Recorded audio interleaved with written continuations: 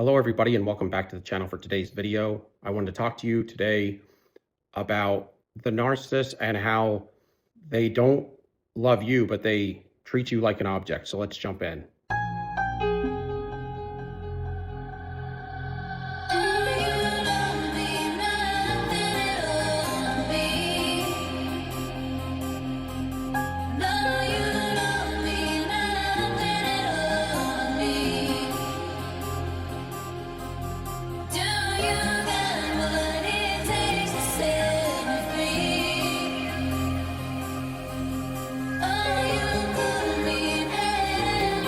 So we have all heard after waking up to it, one of the first things you hear after you find out you're dealing with the narcissist and you have educated yourself a little bit, you start hearing about supply and that the narcissist just wants supply, and you're kind of trying to figure out what that is.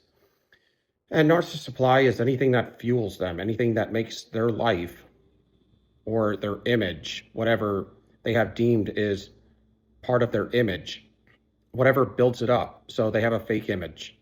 And typically, they'll change their image.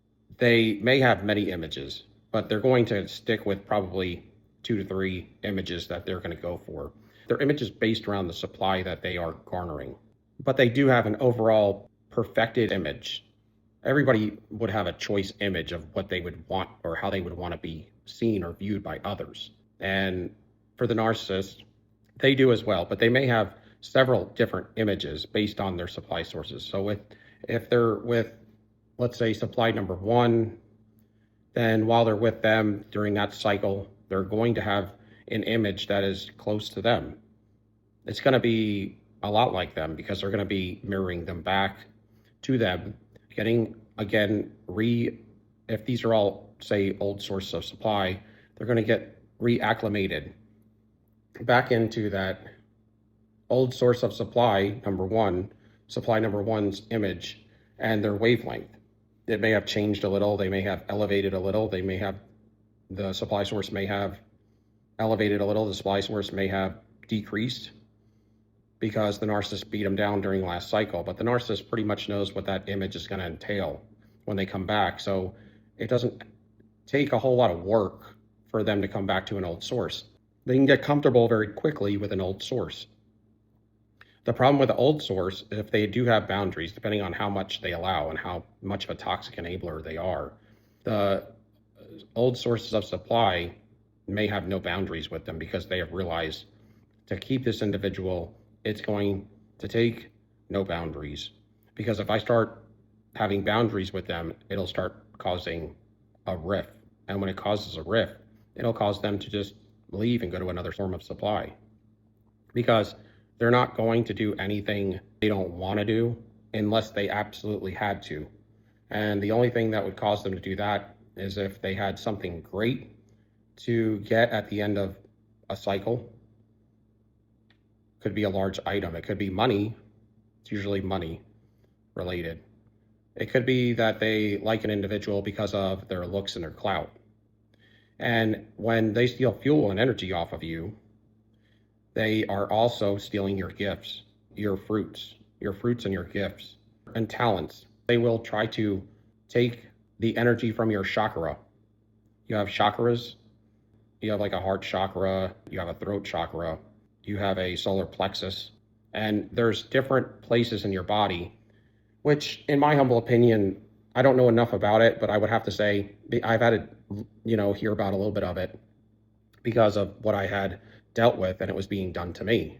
But sometimes it would be like the heart chakra may be related to your love and your caring. And then your throat chakra, you may have a gift of speech, and the way that you are able to speak, it would be along the lines of maybe the depth of your voice and your passion, how it flows out to people and how it grabs a hold of them. It could be your passions. They go for your solar plexus, and these all house energy, but the energy that it houses would be related to the gifts you have cultivated. And it could be just a blessing that you have, but you don't know it. But when somebody that doesn't have what you have, and it's a gift or a blessing, they know it quicker and faster than you do.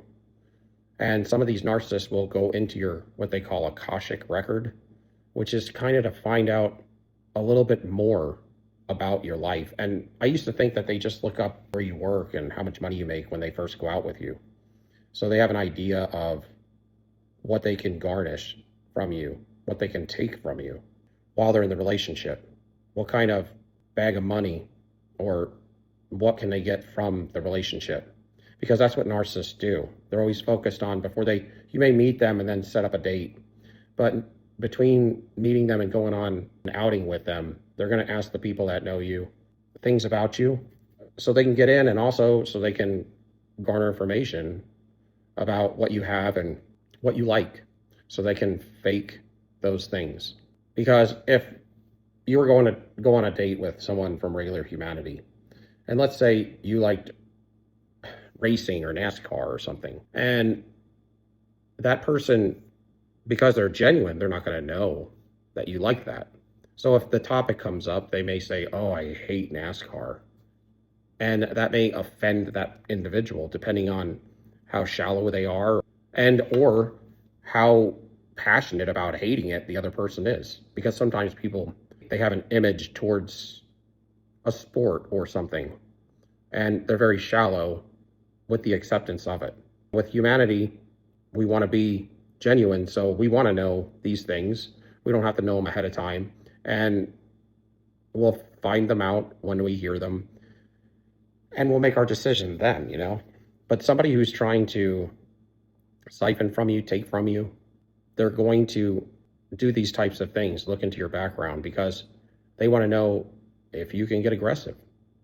Because if they're going to steal from you, a lot of times narcissists probably go through some abuse because of how abusive they are and the types of people that they get involved with. A lot of them are involved in criminal activity, and with that comes abuse. And sometimes people, when the narcissist is stealing from somebody, and if an individual finds out, once it starts to hit them what they are doing, they can get aggressive. So that's one reason they usually go for people that love genuinely, and they're good-hearted people that wouldn't do that. But they get involved with all types, and they steal from everybody. They've had their fair share of some sort of abuse from stealing from people. So they're kind of cautious and concerned about that. So they're going to look up that type of stuff. They'll want to find out. They'll want to find out how much money you make, where you live, what you're worth, all those things. And any tidbit information, little metadata they can find out, so that when they do meet you, they will try not to offend you. Or if they wanted to offend you, they will know how to do that as well. This is what they'll do, but I've had someone look into my Akashic record, which I don't know much about either. This kind of gets along probably New Age and maybe spiritual type stuff. Go to a practitioner and have that individual see into your spiritual side of things. Give them information. You may be somebody that is going to get rich in your lifetime, and it would show something like that. I don't know exactly, but it's something along those lines. You could be somebody who has a calling on their life, and they're going to have something big happen. And these are things that the Akashic record would show. So these could be reasons why somebody would want to stick around with you, because if they know you're going to come into a lot of money or fortune and fame and things of that nature, then they don't want to lose you.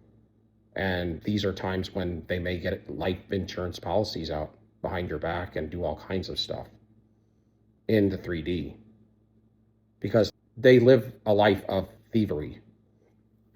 And what I wanted to get at is, a lot of people would ask, what is supply? And supply is, yes, it's the fuel that you have, that you generate.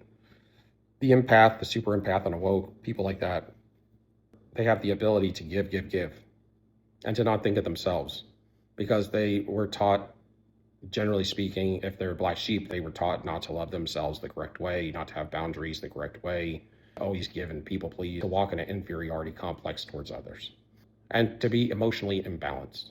So these are some of the types of things to react. These are some of the types of things that you will find from an unhealed empath. And they may deal with bouts of depression and anxiety. Depression because they're not living the way they naturally should be. They're under a curse. It's a generational curse. I know like a lot of people don't like to hear that, but any curse along the lines of that nature can be broken. But first you have to address it. And it's nothing that you did if you were born into it and if you didn't know about it previous to this time. But going further and going ahead, you want to know these things because at that point, once you know about a generational curse and you know about narcissism, then you can put a title to it. Evaluate what to expect. When you learn about narcissism, is almost like looking at part of their Akashic record, really, because you're learning what they are like energetically. You know, they're going to cycle, they're going to cheat, they're going to lie all the time, and the ways that they manipulate. So it's like, I guess to some degree, it could be a type of character or cycling. We all have cycles, but the narcissist is the type person who suppresses you in a cycle, beats you down, and steals everything from you. They are on short cycles to nowhere. And what we like to call nowhere is to gain any kind of depth spiritually or in relationships. Now, they may grow financially, but a lot of it is from thievery, and they have a lot of bad negative reaping that comes their way. They do deflect it as much as they can and try to cloak themselves in other people's energy. They will do things like that. They have a lot of chaos in their life, but that's what they live for because that's how they control people. If everybody in their life is chaotic, in a chaotic state, then they're pouring fuel out. They're always going to be fuel dumping. It'll be just all over the place. So it'll be easy to get those people to operate the way the narcissist wants to under their control. And that's why it's imperative that you heal and for God to bless you and to make you abundant, for you to get to a healing phase and stage. Because the Lord already knows that if you don't heal those childhood wounds or break the curse and understand where it's coming from, then you won't be able to escalate and elevate. Because what will happen is these individuals will come back into your life, or some new one, a higher, more threatening one, more oppressive, more toxic, more elevated in narcissism, new levels, new devils. So you might have become abundant, but the Lord would already know that if he supplies you with abundance, that you will lose it because you'll have somebody like that come in your life, put control over your life and witchcraft, and you will allow it. And you will slowly lose everything, whatever they want, because that's how a narcissist operates. And if you allowed it before and don't learn to understand narcissism and study it, because you've been affected so much by it, you have to study it. You also have to do certain things like building boundaries and loving yourself and getting over old wounds that maybe you didn't even know you had, or mindsets that were imprinted into you as a child. Becoming assertive and kicking out all the evil people in your life. Get balanced with your scales as best you can. Now, you may have been balanced with your scales in a lot of ways, at least you thought. But covenants and contracts and consents from allowing people to be friends with you or love partners that are toxic is all you need for there to be portals that will suck all of the abundance away from you. When they steal your energetic field and control your emotional field, and they steal it and become you, it's like spiritual identity theft. But it's even to the point to where you will see it in the 3D, because they'll be, when they leave you, when you're fuelless, you have no fuel, you're on empty. That's why they'll leave you. They'll leave you because there is no reason to be with you anymore. They've taken all of your fuel. They took all your emotional and spiritual gifts and your regulation. Now they can regulate themselves for a while till they burn all that fuel off. And now you're the deregulated one. They're going to be somewhat in a state that is much more happy than when they were before they met you. So they're going to feel better. They're not healed or anything, but for them, they're not concerned about that. They just want to be either happy, excited, or have energy, or be feared, to be able to pump some adrenaline or some endorphins through the dopamine, serotonin. So it's just all of those things. But they like to keep their tank on full, and that's why they're always cheating as well. They'll cheat on you and not think twice about it, because they're not thinking about any particular relationship or any particular loved one. They're just looking at it like, what can I grab? What can I steal? How can I fill my bag? So when they cheat, they're just filling their gas tank up again. And if they're with you and then they cheat on you while they're with you, they're just keeping their tank on full, and it's a win-win for them, because they just maybe spent some time with somebody in a harem that now, if they don't talk to them for a while, they still got them corded up, connected, and thinking that they still want to have a relationship with them, because they leave everybody wondering, and they leave everybody feeling like, if you work on yourself, I'll come back. And they have that type of allure to them, to where it works. It works if you're not healed and you don't understand narcissism and you don't know what toxicity truly looks like to some degree. I mean, when you're with a narcissist for a short time, typically you're going to know that they're toxic. But by then, sometimes it's too late. You're trauma bonded, and you're kind of getting to the point to where you want to keep them.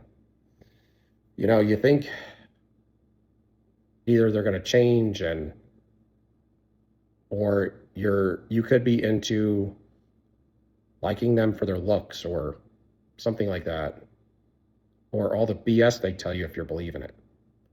They may tell you how powerful they are and what they're going to do in your future plans, which is faking. And it never comes to pass. It's just a hoax.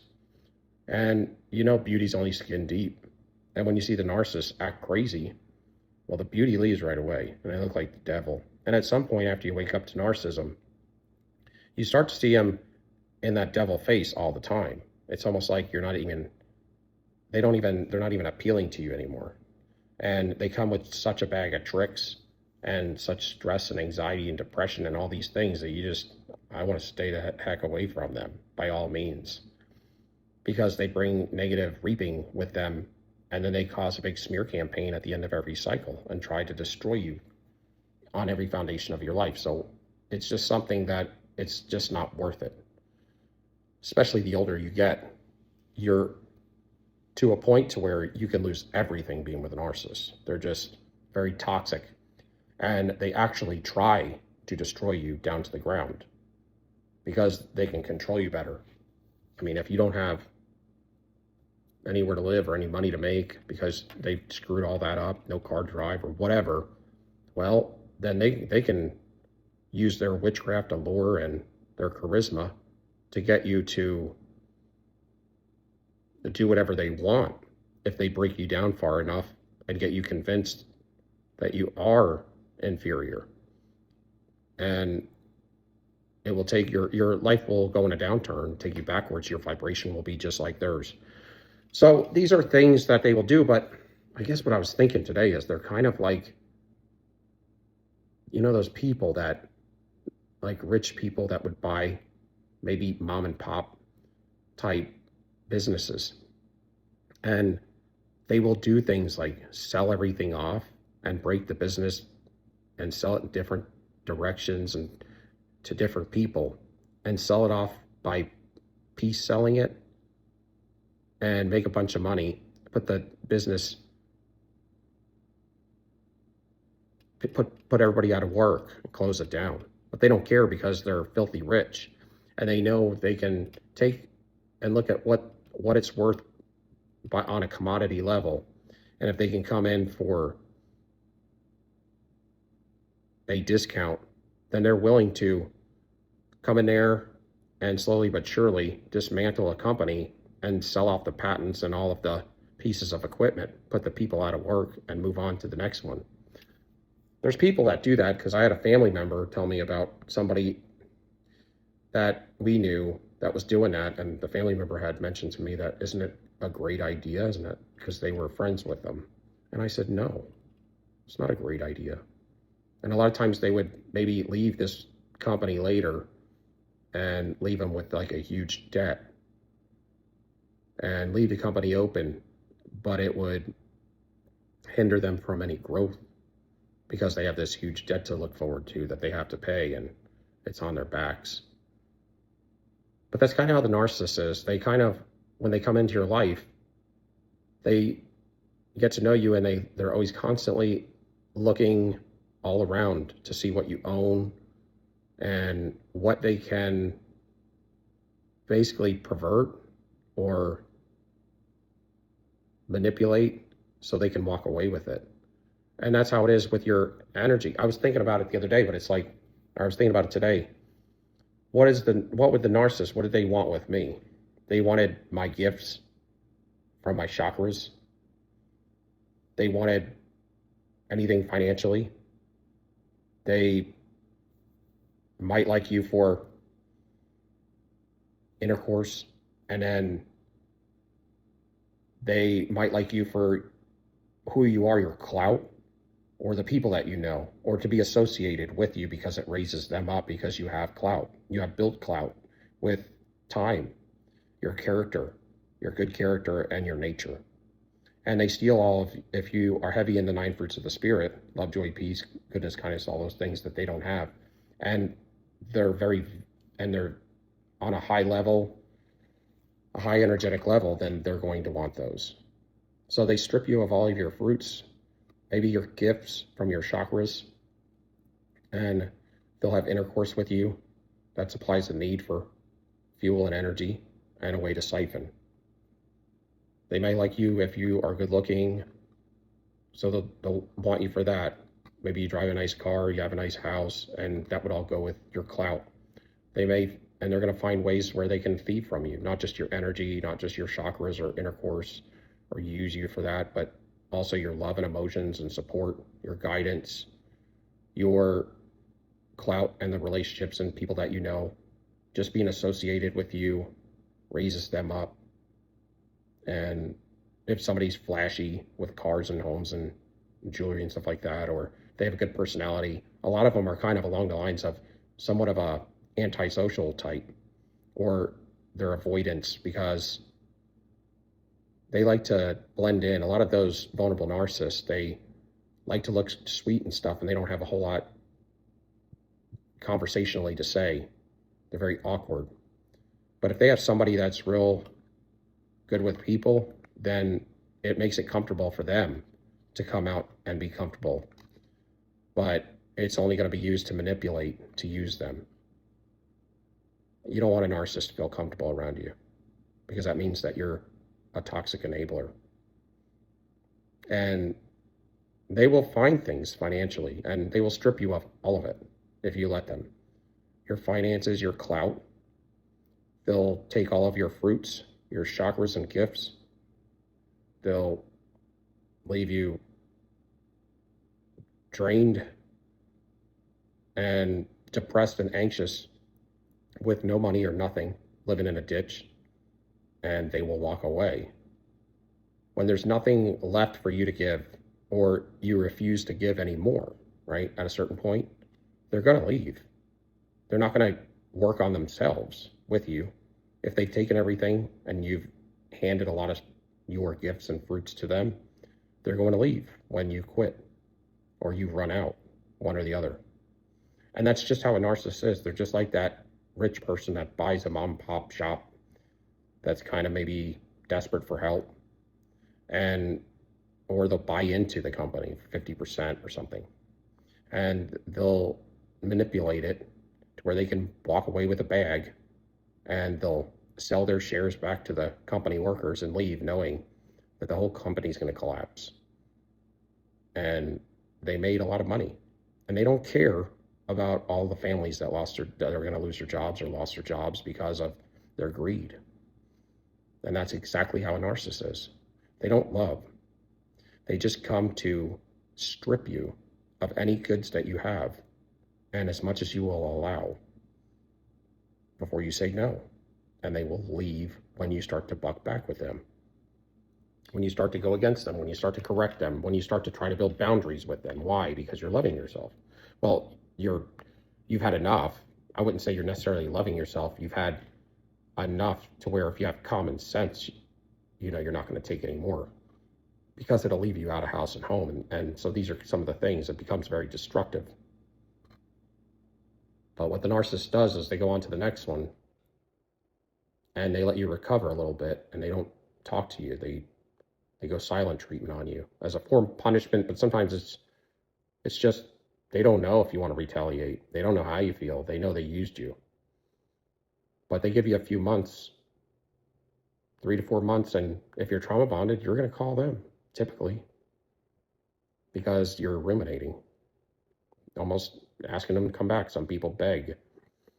And until you decide that you have to go inside and heal, it's not going to get any better for you.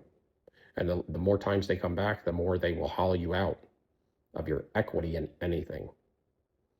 In your spirit, in the physical, in your money, in your any kind of equity you have in anything. But that's what they are. They just come in, they strip you, and they leave. And then they give you time, and time is on their side because they know you're trauma bonded and they know you're going to fiend for them. They may not necessarily fiend for you because they have multiple forms of supply. And they do prefer a certain type of supply. But if they have other forms of supply that keep them from begging because they're fiending, then they're not going to do it. They'll wait. They'll play the wait game with you if you want to do that for a time. At some point, they'll have to come back because they will feel abandoned and they're very codependent. And when there is no other supply sources because they ran them all dry, and sometimes they're necessary for needing what you have, your emotional support, your intelligence, your intellect, your common sense, your comfort, your care, your protection, and maybe what you have. Maybe you have a more plush lifestyle than most of the people that they date. They may all have supply sources that live in hellholes except for yours. And things like that. So this is kind of like the character of the narcissist in dealing with energy. So if you can give me a like, subscription, or a thumbs up, thank you. Till next time, Soul Jet, peace, we out.